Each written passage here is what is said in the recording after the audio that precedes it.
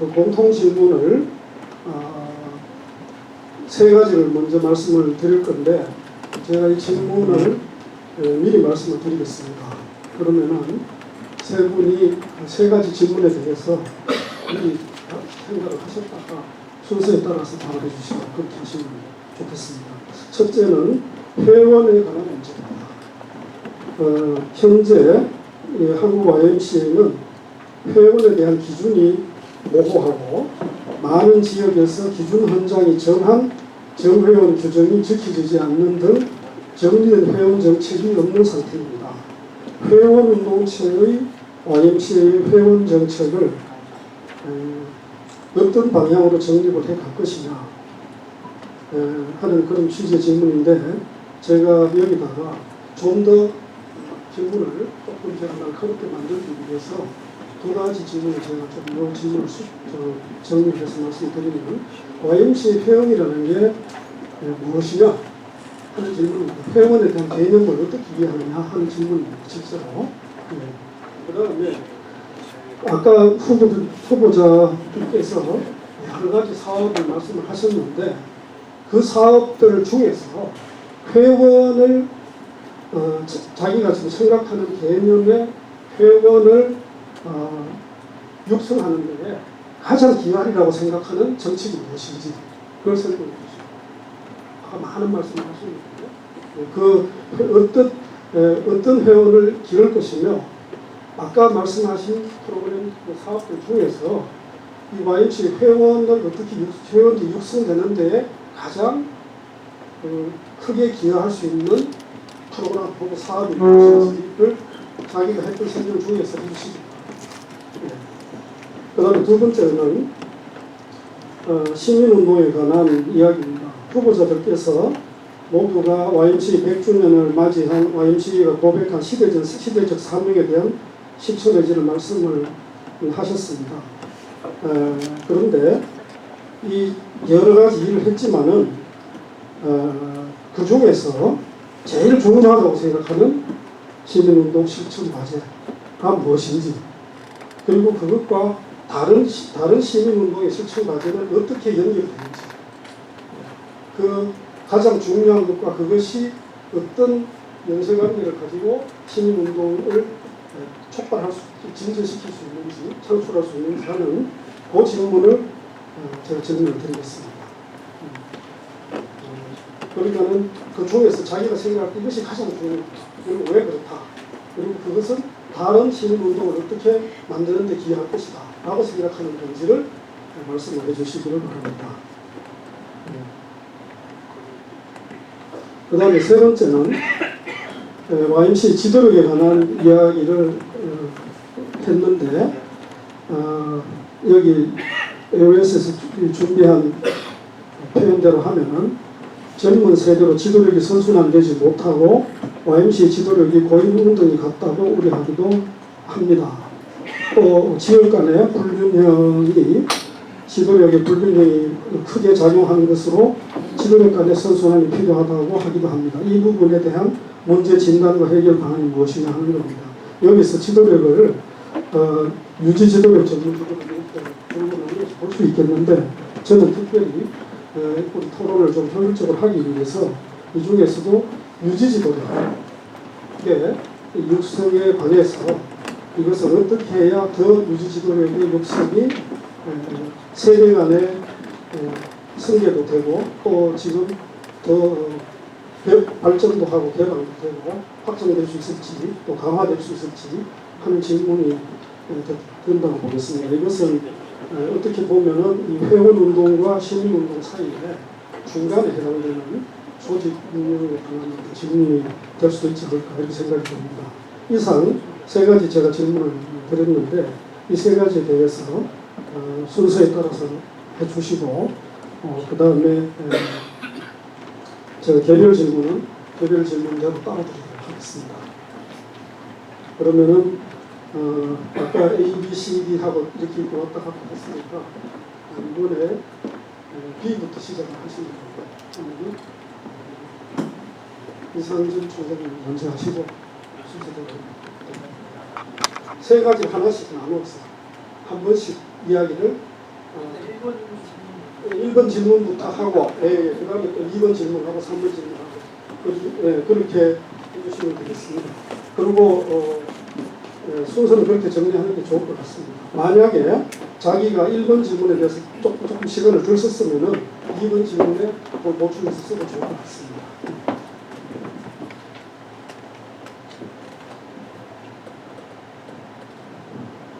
YMCA 회원 우리 한국 YMCA가 2008년도 연감에 정확한 자료가 나오지 않았습니다. 지역의 YMCA 회원 보고가 노락된 것까지 있고 있어.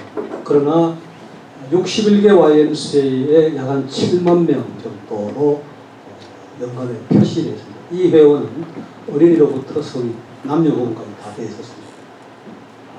한참 우리가 지금부터 한 12년 전에도 우리 한국 YMCA에 10만 회원이나 보였는데 일단 숫자상으로 줄어들었습니다. 여기에서 말하는 회원이 무엇인가? 그리고 정회원이 무엇이고 총회원이 무엇인가?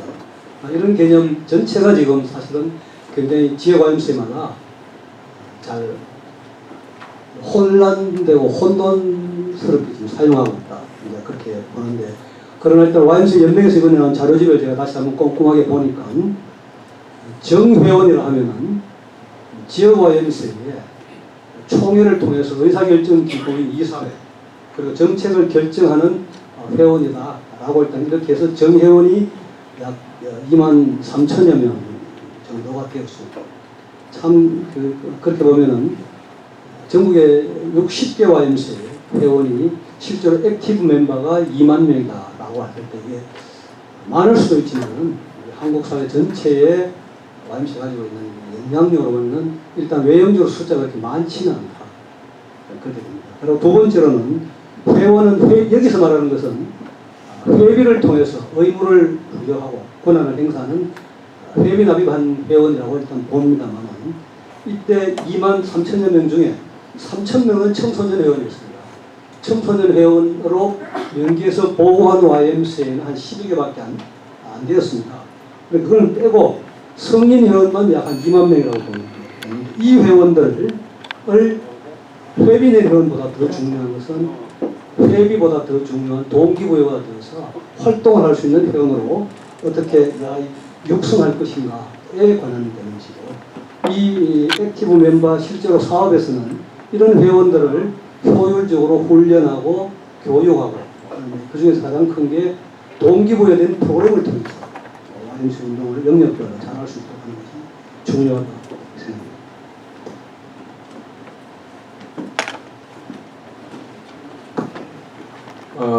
지금 현재 이제 정회원 규정 중에서 지역 YMCA에서 많이 통용되고 있는 기준은 2년 연속 회비를 내면 정회원이 될 수 있다 이거입니다. 그런데 사실은 이 문제는 YMCA 운영이나 사업에 대해서 전혀 모르면서 2년 연속 회비만 내면 정회원이 될 수 있겠느냐라고 하는 아주 중대한 그런 문제제기에 부딪힐 수 있습니다. 그리고 이제 이게 잘못 사용이 되면 어떤 Y 같은 경우에는 이제 이사 선출 과정들이 굉장히 과열되는 경우도 있거든요. 그러면은 자기가 아는 사람 혹은 뭐 자기가 있는 교회 교인들을 이렇게 통째로 가입을 시킨다든지 하는 사례들이 있어 왔습니다. 그래서 저는 회비만 2번 내면 정회원이 된다고 하는 규정은 좀 문제가 있다 이렇게 보는 거고요.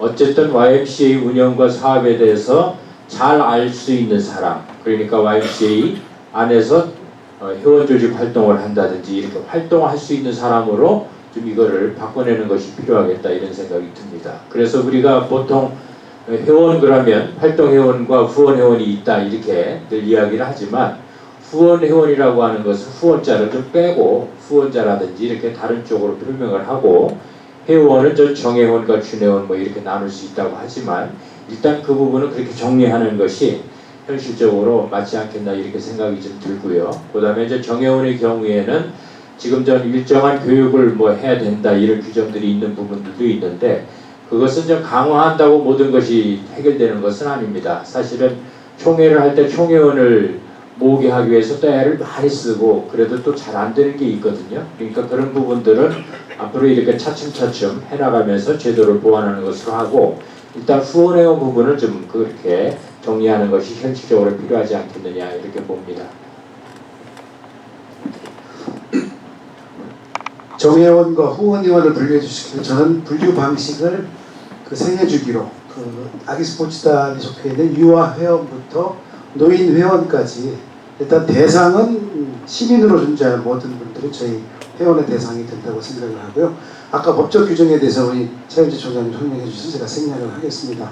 중요한 것은 이렇게 규정된 개념화된 회원을 우리가 어떻게 맞이하고 회원운동체에서 늘려가느냐의 문제인데요. 저는 뭐 단연 소규모 학습 공동체로서의 회원 조직을 활성화하는 것이 답이라고 생각을 합니다.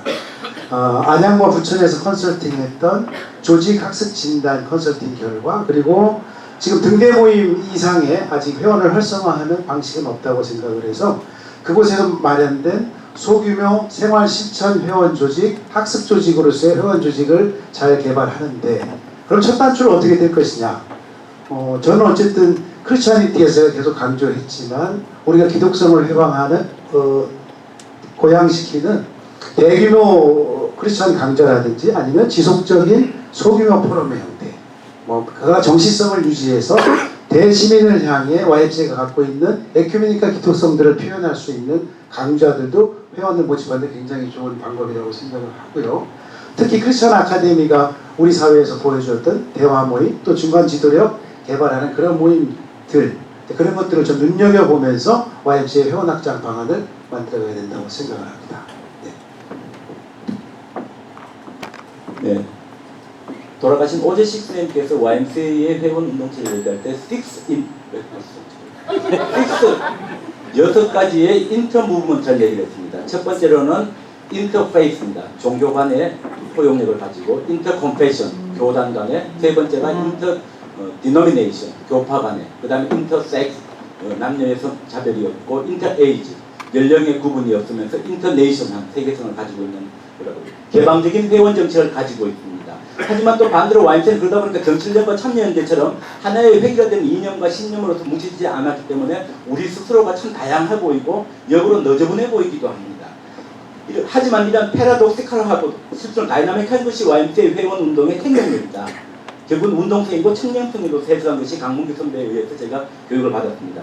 기구적으로는 한 2, 3년 회원회비 내가지고 총회원권, 장자권, 팥죽을 팔아버리는 이 회원 모집 제도와 총회원권에 대한 것은 기구적인 분명히 리뷰가 필요한 작업입니다. 운동적으로는 YMCA 회원이란 것은 경실련처럼 세상만을 변화시키는 것이 아니라 그 세상 변화를 위한 과정에서 개인과 공동체가 변화해 나가는 그러한 회원 조직운동, 공동체 운동을 다양한 틀에서 생협이든 자전거든 체육이든 교육이든 다양한 형태에서 공동체가 활성화되는 것이 필요하다고 생각합니다. 회원 육성 정책에 있어가지고는 결국은 회원들이 YMCA에 와서 자기의 전문성과 헌신성을 기여할 수 있는 스페이스와 여백과 공간과 일감을 만들어내고 개발해내고 발굴해내고 그들이 헌신할 수 있도록 만들어주는 것이 필요하다고 생각합니다. 경실련이나 참여연대에서는 자기들이 와가지고 할 일감이 있는 반면에 우리에게 있어가지고는 단순한 위원회라는 조직에서의 보고받고 페이퍼로서의 설명받는 것 외에는 현장에서 같이 뛸 수 있는 구조가 부족하다. 이런 것들을 더 많이 개발하는 것이 본질적으로 YMCA의 배운 운동성을 살릴 수 있는 방식이라고 생각합니다.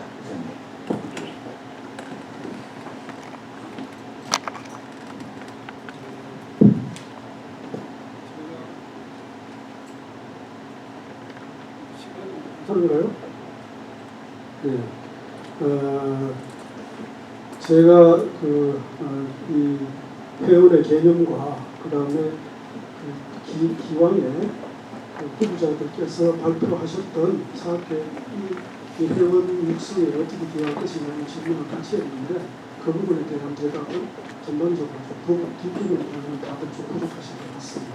그런 거는 다음 토론 때 시간이나 기회가 있으면 보완해서 이야기를 해주시면 감사하겠습니다. 제가 이 질문 드리는 이유는 이렇습니다. 회원들이 이렇게 회원 정책을 해야 된다는 이론적인 당위성을 이야기하는 것은 많이 말할 수 있는데 실제로 이 YMCA 운동 우리가 지금 설정한 과제 과학 프로그램을 통해서 실제로 회원의 육성이 되겠다고 생각을 하시는지 그런 질문을 제가 드리는 겁니다. 전망을 제가 따져서 물을 내고 질문을 드린 건데 부분에 대한 답이 좀 능력하고 사회자서 조금 아쉽게 생각이 듭니다.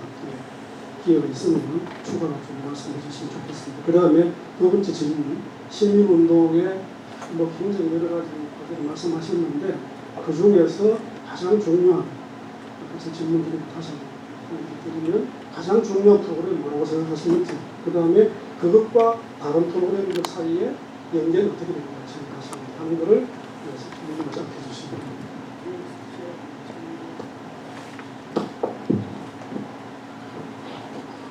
한국 사회 상황에 대해서 아까 말씀드렸습니다. 민주주의는 전반적으로 후퇴하고 있고 양극화가 심화되고 있고 그리고 통일의 문제는 답보되고 있는 상황이다 말씀드렸는데 사실은 우리 사회의 문제가 너무 이렇게 많이 있지 않습니까? 문제가 너무 많아서 이게 대응하기가 힘들 정도로 문제가 많이 있는 것인데 사실은 시민운동의 실천적 고리를 찾는 문제가 굉장히 이게 쉬운 일이 아닙니다. 사실은 문제는 많이 있는데 그 문제의 해결 대안을 가지고 일반 시민들이 일회성으로 끝나는 것이 아니라 지속적으로 생활 속에서 실천할 수 있는 방법의 운동의 그 방안을 제시하는 문제가 사실은 굉장히 힘든 문제라고 저는 생각을 합니다.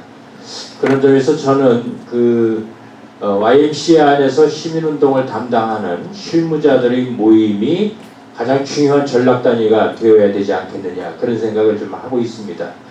그런데 저는 아까 현황도 말씀드렸습니다마는 사실은 시민운동을 담당하고 있는 실무자들이 지금도 모임을 계속하고 있는데 대체로 한 10개 지역 미만으로 좀 모이고 있고 그 안에서 아직 역량이 그런 전략 단위의 역할을 하기까지에는 아직은 더 이렇게 좀 쌓아져야 되는 부분들이 있는 것 같아서 사실은 고민입니다. 그러나 원칙적으로는 바로 그 운동을 담당하고 있는 사람들 속에서 운동의 실천적인 고리가 나오고 아이디어가 나오고 하는 방식으로 가야 전체적인 그 YMCA 운동의 그런 틀이 잡히지 않겠느냐 이렇게 생각합니다.